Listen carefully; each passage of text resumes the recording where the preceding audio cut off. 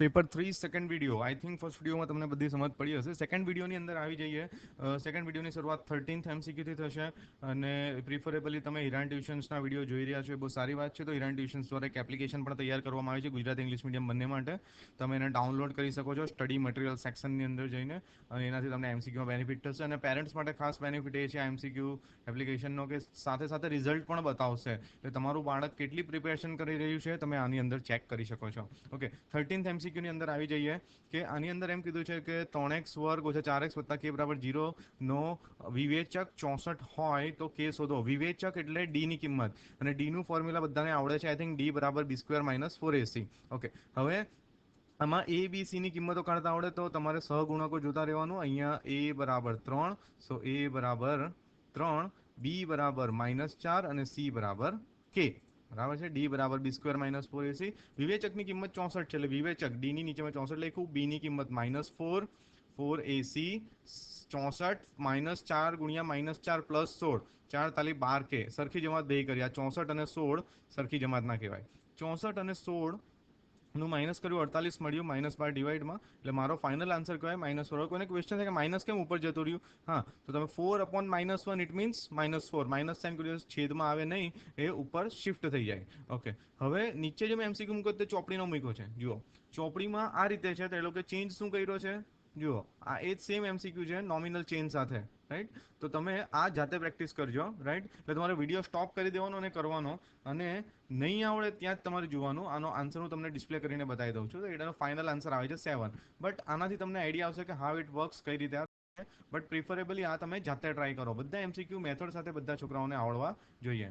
Okay, હવે આમાંથી કયું ઇક્વેશન એવું છે કે જેના બીજ x² - 12x વત્તા સોરી ત્રીજું લઈ લીધું મેં x² - 12x વત્તા 36. હવે તમે કહો તમને તો ખબર પડી જાય કે આ સાચું છે કે એ બી જે બી લાગે એની પર પહેલા ટ્રાય કરી જોવાની. રાઈટ, અને પછી ચેક કરવાનું. જો આમાં ભાગ પડે 36 ને ભાગ પાડો કે 12 આવે તો 6 6 ઓછા 6 ઓછા 6. બરાબર છે. x કોમન અંદર x - 6 બંનેના બરાબર 0 તો x બરાબર 6. તો બંને બીજ સમાન મને કયા છે તે સી કરેક્ટ આન્સર છે. નેક્સ્ટ એની અંદર આપણે જઈએ. પૂર્ણ વર્ગની રીતે ઉકેલવાનું સૂત્ર કોણે આપ્યું? That's what is our question. તો આ તો થિયોરીમાંથી છે. That's Shridhar Acharya. Okay, T25 - T20 બરાબર 15 હોય તો તે શ્રેણી માટે ડી શોધો. ડી નું બે સૂત્ર છે, એક T2 - T1 અને બીજું m - n wear m is equal to big number and n is equal to small number. તો તમારે શું કરવાનું? આ જે આપેલું હોય એમાંથી big number take m, small number take n અને આ d નું સૂત્ર લગાવી દેવાનું. So it will be 15/25 - 20. તો d બરાબર આવશે તમારું 3. તો અમારો કરેક્ટ આન્સર છે એ 3. નેક્સ્ટ ની અંદર આપણે જઈએ તો એક સમાંતર શ્રેણીના 3 ક્રમિક પદો એને આપેલા છે 2k + 1, 13 અને 5k - 3. હવે k ની કિંમત આપણે ફાઇન્ડ આઉટ કરવાની છે. હવે સાંભળો, આની અંદર તો મારી પાસે કઈ હિન્ટ જ નથી. How can I go ahead, how can I solve it. પણ તમને એટલું ખબર છે કે કોઈ બી શ્રેણી હોય એની અંદર ફોર એક્ઝામ્પલ આ એક શ્રેણી છે તો એમાં બે ટર્મ વચ્ચેનો તફાવત સરખો હોય, બે પદો વચ્ચેનો. ફોર એક્ઝામ્પલ T2 - T1 કરીશ, બીજી ટર્મમાંથી પહેલી ટર્મ માઇનસ કરીશ તો 2 આવશે. ત્રીજી ટર્મમાંથી બીજી ટર્મ માઇનસ કરીશ તો બી અગેન 2 આવશે.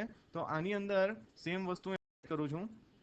T2 - T1 અને આ બધી મેં T1 T2 T3 બધું લખી દઉં છું. T2 - T1 અને T3 - T2 બંનેનો તફાવત સરખો આવશે. કિંમત T2 બરાબર 13 છે, T1 બરાબર 2k + 1 છે, T3 બરાબર 5k - 3 છે અને T2 બરાબર 13 છે. 13 - 2k - 1, 5k - 3 - 13. Okay, 12 - 2k. કેમ 12? 13 માંથી 1 ગયો તો 12 અને -2k એમનું એમ છે. પેલી બાજુ સેમ વસ્તુ થઈ. -13 -3 -16. બરાબર છે. સરખી જમાત ભેગી કરી 16 12 13. રાઈટ, આ 13 અહીંયા નહીં આવે, ભૂલમાં લખાઈ જશે. 13 અહીંયા 16 અને 12, 13 નું અહીંયા કેલ્ક્યુલેશન કે 7 પેલી બાજુ ગયો ડિવાઈડ તો k બરાબર મને મળી ગયું 4. તો મારો આન્સર છે C. That's the correct answer. Let's go next. 4 સંખ્યાઓનો સમાંતર શ્રેણીમાં છે જેનો સરવાળો 72. તમે ચેક કરો કોનો સરવાળો 72 થાય છે. તમને બી નો જવાબ, એનો જવાબ મળશે 72. 12 16 20 24. યસ, એનો જવાબ તમને મળશે 72. તમારે I can show it to on your calculator. I have calculator. તમે તો પરીક્ષામાં અમારી જોડે નથી હોતું કેલ્ક્યુલેટર. હું તમને સમજાવવા માટે કેલ્ક્યુલેટરનો ઉપયોગ કરું છું કે જેથી ઓછા સમયની અંદર તમે વધુ સમજી શકો. 12 plus 16 plus 20 plus 24 and it gives me 72. તો my answer A is correct. Okay.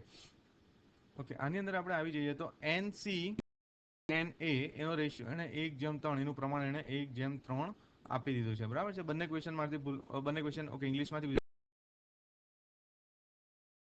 Okay, તો આનું પ્રમાણ બનાવતા આવડે, પ્રમાણ બનાવવા બધાને તકલીફ હશે, રાઈટ? ઓકે, હવે જો હું આ બાજુ પહેલા લઉં CN, તો મારે CN upon NA લખાય આ બાજુ. તો પેલી બાજુ શું લખાય? તો પેલી બાજુ CM upon MB લખાય. જો હું AN પહેલા લઉં તો અહીંયા AN upon તો અહીંયા બી એ રીતે BM upon MC લખાય. પ્રમાણ ગમે તે બનાવો પણ સરખા એમાં આવવું જોઈએ, એક સરખા નિયમ પ્રમાણે આવવું જોઈએ ગણિતના. હવે હું પેલું લેતો તો CN NA CM MB તો પણ ચાલશે, પણ આમાં કોઈ પણ પ્રમાણ તમે લો જવાબ સાથે મેઇન કન્સર્ન છે. હવે AN બરાબર કેટલા છે? 3 અને નીચે 1 BM 4 રાઈટ. BM ખબર નથી, CM 4 હેરાફેરી. BM બરાબર મને 12. BM બરાબર થઈ ગયા 12. So this is my answer. Okay, હવે એણે શું પૂછ્યું છે? એણે તો BC પૂછ્યું છે, રાઈટ? એટલે બધા 12 ટીક કરીને આવી જાય. MC ચાર્જ આખાનું ટોટલ તો 12 વત્તા 16 જેની મેથડ નથી બતાવી, પણ આઈ થિંક યુ અન્ડરસ્ટુડ કે આટલું 12 છે અને આ 4 છે, તો 12 16. ઓકે, BCC AB ના માપ અનુક્રમે 4 છે. જો સંગતતા ABC PQR એટલે જ્યાં A છે ત્યાં P છે, B છે ત્યાં Q છે, C છે ત્યાં R છે, સમરૂપતા હોય. અને હવે સાંભળો, મારે પ્રમાણ જે લઈએ ને એક બાજુ તે કોણ લેવાનું ખબર છે? જે બંને બાજુ મને ખબર હોય. એટલે એક સાઈડ મારી ACPR, બીજું ત્રિકોણ ABC ની પરિમિતિ, ત્રિકોણ PQ પરિમિતિ. ક્વેશ્ચન થાય કે હું લઈ લઉં તો મને PQ મળી જાય. મળીએ ભાઈ 3 નું પ્લસ કરી દઉં તો હા એવું પણ ચાલશે, but that will be long. શોર્ટકટમાં કરવાનું છે કે ACPR ફિક્સ છે. ત્રિકોણ ABC ની પરિમિતિ કેટલી? તો 5 ને ABQ આની પરિમિતિ. અને શું લેવાનું મેં તમને કીધેલું, ABC ઉપર લેવું તો ABC ની બાજુ પહેલા લેવાની AC upon PR. ઓકે, હવે આની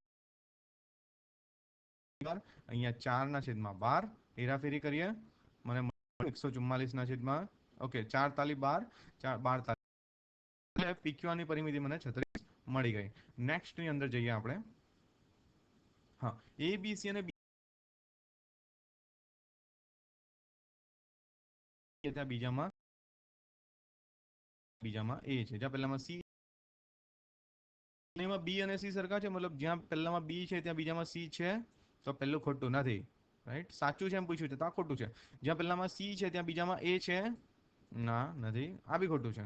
જ્યાં પહેલામાં A છે ત્યાં બીજામાં B છે, યસ છે. તો my C answer is correct. તો આઈ થિંક તમને MCQ કામ આવી રહ્યા છે. Enough for this video. આ વિડીયોમાં આટલું ઇનફ છે. આગળના MCQ આપણે નેક્સ્ટ વિડીયોની અંદર જોઈશું. Thanks for watching. C you soon.